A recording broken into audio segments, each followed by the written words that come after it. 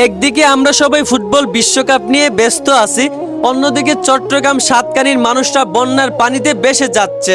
মাত্র 5 দিনের বন্যাতে 35 জন মানুষ পানিতে তলিয়ে গিয়ে দুনিয়া থেকে বিদায় হয়ে গেছে।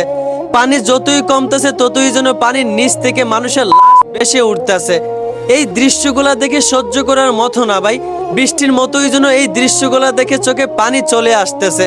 অনেকেই তাদের পাশে দাঁড়িয়েছে, অনেকেই তাদের দিকে সাহায্যের হাত বাড়িয়ে দিয়েছে, আবার এখনো অনেকেই বিশ্বকাপ খেলা নিয়েই ব্যস্ত আছে। যেই শফিকুর রহমানকে আপনারা রাজাকার বলে গালি দিতেন, সেই শফিকুর রহমানই বৃদ্ধ বয়সে এসেও এই বন্যার পানিতে ভেসে যাওয়া মানুষদের পাশে দাঁড়িয়েছে, তাদের দিকে সাহায্যের হাত বাড়িয়ে দিয়েছে। বিশ্বাস করুন ভাই, কলিজাটা ছটফট করতেছে, ইচ্ছা করতেছে অনেক তাদের পাশে দাঁড়াই, কিন্তু কেমনে কি করব কিছুই বুঝতেছি না। আবার এখনো অনেকেই বিশ্বকাপ খেলা নিয়েই ব্যস্ত আছে, তারা এসবের খবরই রাখে না। গতবার যখন সিলেটবাসী বন্যায় ডুবে গিয়েছিল, তখন চট্টগ্রামবাসী সবটুকু দিয়ে সাহায্যের হাত বাড়িয়ে দিয়েছিল।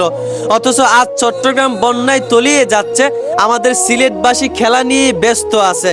সিলেটবাসী হয়ে আজ অনেক লজ্জিত আমি। যাই হোক, কি আর করব, শুধু আল্লাহর কাছে দোয়া করি আল্লাহ যেন এই মানুষগুলোকে বন্যা থেকে কুদরতি হাত দ্বারা হেফাজত করেন, এবং এই কঠিন পরিস্থিতিতে আল্লাহ যেন তাদেরকে ধৈর্য এবং শক্তি দান করেন। আমিন।